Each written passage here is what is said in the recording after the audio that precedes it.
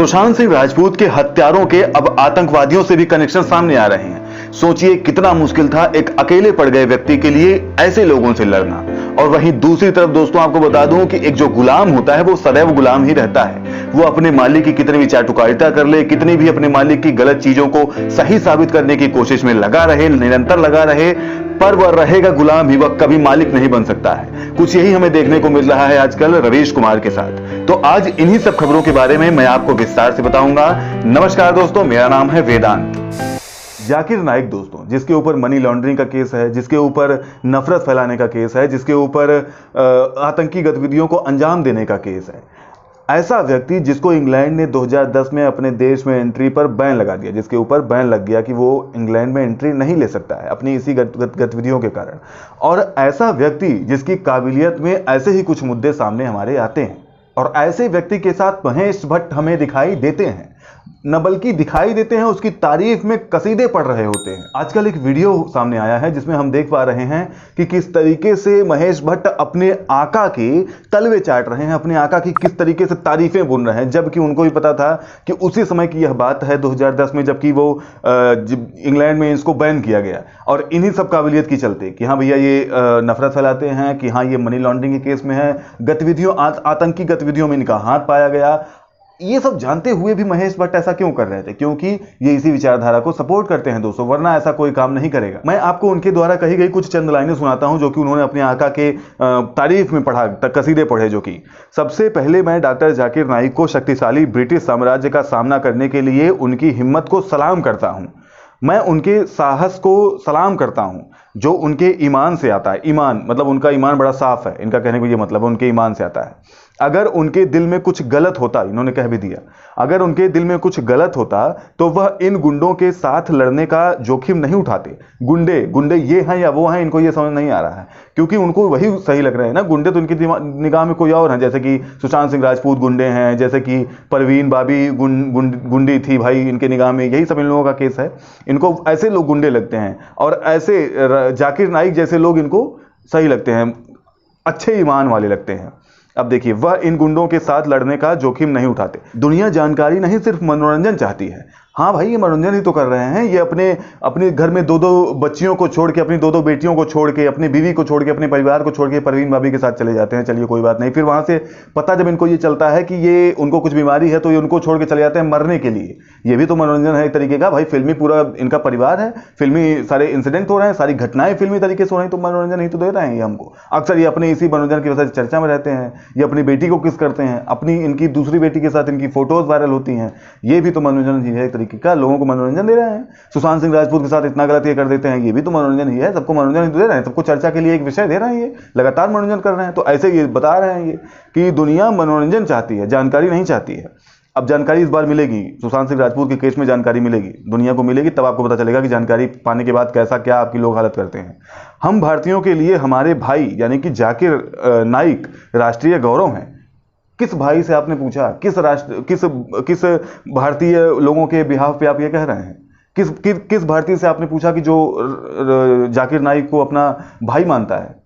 अपने मन से ही कुछ भी अपने तरफ से कहिए। पूरे भारतीयों के बिहाफ पे आप कैसे कह रहे हैं? और कर्तव्य आपके ऐसे हैं, इतनी बड़ी जिम्मेदारी, इतनी बड़ी बात आप कह दे रहे हैं पूरे भारतीयों के बिहाफ पे। आपको तो कुछ नहीं कहना चाहिए भारतीयों के बिहाफ पे। आप क्या हैं जो आप भारतीयों के बिहाफ पे कुछ बात कह रहे हैं दूसरे जगह जाके? क्या हैं आप? और ये आगे क्या कहते हैं कि इसके साथ ही एक बेशकीमती खजाना भी है। बेशकीमती खजाना है इनके लिए जाकिर नाइक। खैर दोस्तों, इन्होंने बहुत सी बातें कही हैं, मैं यहीं पर स्टॉप करता हूं इस बात को। तो ये इन लोगों की सोच है। देखिए, ऐसे ऐसे लोगों को ये लोग अपना मतलब क्या बताऊं, गुरु मानते हैं, अपना आइडल मानते हैं। कहते हैं कि बेशकीमती खजाना है, गौरव है, ये है वो है, इस तरीके की बातें ये करते हैं। तो आप सोचिए कि जो बंदा ऐसे लोगों के साथ जुड़ा हुआ है, जिसके संपर्क ऐसे लोगों से है, आतंकवादी संगठन के आतंकवादी लोगों के साथ जिसके परिचय हैं, अगर कोई सिंगल आदमी जो कि दुनिया से अलग हो चुका, दुनिया से क्या समझ लीजिए, जहां पर वो रह रहा है, मुंबई में था और उन लोगों से अलग हो चुका था, और वो जब ऐसे लोगों से भिड़ेगा तो अपने आप को कहां पाएगा? वो उसके लिए लड़ना कितना मुश्किल होगा इन लोगों से। और ये वीडियो देख के तो ऐसा लगता है कि अगर और अच्छे से जांच की जाए तो एक ही आतंकवादी के साथ नहीं, कई लोगों के साथ इनके संबंध निकल के आएंगे। महेश भट्ट को अतिथि के तौर पर जाकिर नाइक के पीस टीवी पर आमंत्रित किया गया था। मैं एक सवाल यहाँ पर ये करना चाहता हूँ कि महेश भट्ट को ही क्यों इन लोगों ने आमंत्रित किया? ऐसे लोगों ने महेश भट्ट को ही क्यों आमंत्रित किया? और भी लोग तो हैं इंडिया में, भारत में ऐसे और भी लोग हैं, बड़े बड़े दिग्गज लोग हैं, उन लोगों को क्यों नहीं आमंत्रित किया गया? क्योंकि ये लोग रिसर्च करते हैं, देखते हैं कि कौन लोग ऐसे हैं जो कि मेरी विचारधारा को सपोर्ट करेंगे, जो मेरी विचारधारा के हैं, तो इसलिए ये लोग ऐसे लोगों को आमंत्रित करते हैं। और देखिए रिजल्ट क्या होता है कि ये लोग वहां पर जाते भी हैं। अब इससे साबित हो जाता है कि ये लोग इसी विचारधारा के लोग हैं। आमंत्रित तो लोग किए, लेकिन ये लोग गए भी तो। दूसरा पहलू ये भी तो है। खैर, यहां पर बात छोड़ते हैं। अब मैं आपको बताता हूं, हाल ही में इसी पीस टीवी पर मुसलमानों के एक समूह को संबोधित करते हुए ऐसी भाषा का प्रयोग करके उस प्रोग्राम का प्रसारण टीवी पर करने के लिए $3 लाख का जुर्माना हुआ। यानी कि आप समझिए 2,75,00,000 रुपए का करीब जुर्माना हुआ इनके ऊपर। और इसी पीस टीवी पर इंटरव्यू देते दौरान और उसी जाकिर नाइक के बारे में जब सवाल पूछा गया कि क्या आप जाकिर नाइक पर एक बायोपिक उनकी बनाना चाहेंगे, उनकी जीवनी पर एक मूवी बनाना चाहेंगे, तो उन्होंने कहा कि बिल्कुल बनाना चाहेंगे। वो बिल्कुल समर्थन में है। वो कहते हैं अगर जाकिर नाइक तैयार हो तो मैं बिल्कुल बना दूंगा, अगर वो सहमति दें और कोई मुझे एक्टर मिल जाए उनका रोल करने के लिए तो मैं जरूर बना दूंगा। सोचिए ऐसे लोगों का ये लोग बायोपिक बनाएंगे। सुशांत सिंह राजपूत जैसे लोगों का बायोपिक इनके दिमाग में नहीं आएगा, क्योंकि उनको तो ये मारना चाहते हैं ना। उनका बायोपिक कहां बनाएंगे? उनका बायोपिक बनाने की ये कभी नहीं सोच सकते, लेकिन जाकिर नाइक जैसे लोगों का बायोपिक ये बनाना चाहेंगे। और पिछले साल भारतीय जांच एजेंसियों ने एक बड़ा खुलासा भी किया था जाकिर नाइक को लेकर। सोचिए, जाकिर नाइक के बारे में भारतीय जांच एजेंसियों ने खुलासा किया, मैं अभी भी आगे बताता हूं। और उसी जाकिर नाइक को लेकर, उसी जाकिर नाइक की जीवनी पर महेश भट्ट जैसे लोग बायोपिक बनाना चाहते हैं, उनके ऊपर पिक्चर बनाना चाहते हैं। और जांच एजेंसियों ने खुलासा क्या किया, जब उन्होंने आईएसआई में 127 लोगों को पकड़ा या उनके बारे में जानकारी प्राप्त की, तो उनका यह कहना था कि वो 127 लोग ऐसे थे जो ये मानते थे कि वो जाकिर नाइक द्वारा प्रेरित होकर तब आईएसआई ज्वाइन किए हैं। समझिए, जाकिर नाइक के जो भाषण ये देते हैं, जो भड़काऊ भाषण, नफरत वाले भाषण देते हैं, वो उनके द्वारा प्रेरित होकर ही आईएसआई में गए थे और वहां पर उन्होंने ज्वाइन किया था। महेश भट्ट इन्हीं के ऊपर बायोपिक बनाएंगे, सोचिए। और इतना ही नहीं, 26 नवंबर 2008 को मुंबई पर जो दिल दहलाने वाला हमला हुआ, उसमें जो आरोपी था डेविड कोलमैन हेडली, उसके संबंध महेश भट्ट के बेटे राहुल भट्ट से निकले। बताया जाता है, जानकारी के अनुसार यह प्राप्त हुआ है कि महेश भट्ट के परिवार को यह पहले से ही आगाह कर दिया गया था कि दक्षिण मुंबई में वो 26 नवंबर को न जाएं। उनको पहले से बता दिया गया था कि उधर मत जाइएगा, उधर ऐसा कुछ होने वाला है। सोचिए, ऐसे ऐसे लोग हैं महेश भट्ट। कैसे एक अकेला सुशांत सिंह राजपूत, जिसको कि मुंबई के सब लोगों ने अपना हाथ छोड़ दिया था, जो कि मुंबई में था और मुंबई के सारे लोग उनके साथ नहीं खड़े थे, कैसे वो ऐसे लोगों से लड़ते? आतंकवादी हैं ये लोग, और क्या हैं ये? इसीलिए मैं कह रहा हूं कि अगर अब भी सीबीआई की जांच हो, अच्छे से हो, तो इनके एक ही लोगों से नहीं, कई लोगों से ऐसे पर्चे निकल के आएंगे, संबंध निकल के आएंगे। उधर दूसरी तरफ हाल ही में एक इंटरव्यू में जब जाकिर नाइक से यह पूछा गया कि रवीश कुमार जैसे पत्रकारों के बारे में आप क्या कहेंगे, जो कि हमेशा मुसलमानों की बातें सामने लाते हैं, मुसलमानों के पक्ष में हमेशा खड़े रहते हैं, तो वो क्या कहता है कि जो रवीश कुमार हैं, ये भले ही कितनी बात कर लें मुसलमानों के पक्ष में, लेकिन मुसलमान नहीं है, ये मुसलमान नहीं है, इसलिए ये भी नर्क जाएंगे।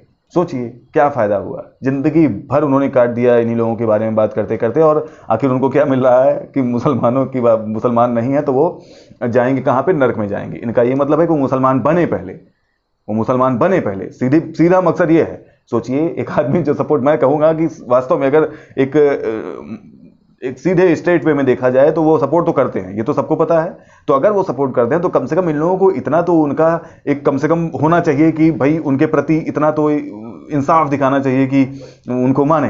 खैर, वो उनका रास्ता है, जो उन्होंने चुना है वैसा भोगेंगे। आदमी कहता है ना, जैसा किया वैसा पाया, तो वही वाला हाल है, वो जैसा कर रहे हैं वैसा पाएंगे। मैं आपको बता रहा हूं, अगर इन लोगों को छूट मिल जाए या कहीं से भी अगर ऐसे जो लोग हैं जो कि इन लोगों का सपोर्ट करते हैं, कई ऐसे नाम हैं जो कि मैं यहां पर नहीं ले रहा हूं, कई ऐसे नाम है, तो वो लोग, अगर ये लोग जान जाएं, अगर ये लोग कोई मौका पा जाएं, अगर कोई उन लोगों से गलती हो जाए सामने वालों से, ये तुरंत कुचल देंगे। एक भी गलती बर्दाश्त नहीं की जाएगी, तुरंत कुचल देंगे। इनको क्या लगता है कि इनके बारे में बोल रहे हैं तो बस हो गया, ये इनकी पूजा करने लगेंगे? ऐसा कुछ नहीं होने वाला है। इनको भी अंदाजा नहीं है कि जहां भी एक त्रुटि कहीं हुई, तुरंत काम खत्म हो जाएगा इन लोगों का। जहां तक ऐसा मेरा सोचना है। दोस्तों, आप क्या सोचते हैं इस बारे में जरूर बताइएगा। रही बात सुशांत सिंह राजपूत को एक अच्छा न्याय दिलाने के बारे में, तो भगवान की ऐसी कृपा है कि हम मानते हैं कि हाँ, उनको न्याय मिलने वाला है जल्द ही, क्योंकि ऐसी बातें सामने आ रही हैं। आप देख रहे हैं कि महेश भट्ट की सच्चाइयां सामने आ रही हैं, रोज एक जांच हो रही है, कई खबरें सामने आ रही हैं। और आप अगर उस खबर को नहीं जानते हैं, खबर को जानना चाहते हैं वास्तव में, तो हमारे चैनल को सब्सक्राइब करके रखिए, बेल आइकन को प्रेस कर लीजिए, जिससे कि आप खबर नोटिफिकेशन तो मिले, आप तब तो जान पाएंगे वीडियो हमारा नया आया है और क्या नई खबर आई है। अगर ये वीडियो आपको पसंद आया हो तो इसको लाइक कीजिएगा, चैनल को सब्सक्राइब कर लीजिए, बेल आइकन को प्रेस कर लीजिए। जैसे कि मैंने एक बार कहा, दूसरी बार कह रहा हूं, मिलता हूं आपसे एक नए मुद्दे के साथ, नई खबर के साथ। तब तक के लिए जय हिंद, वंदे मातरम।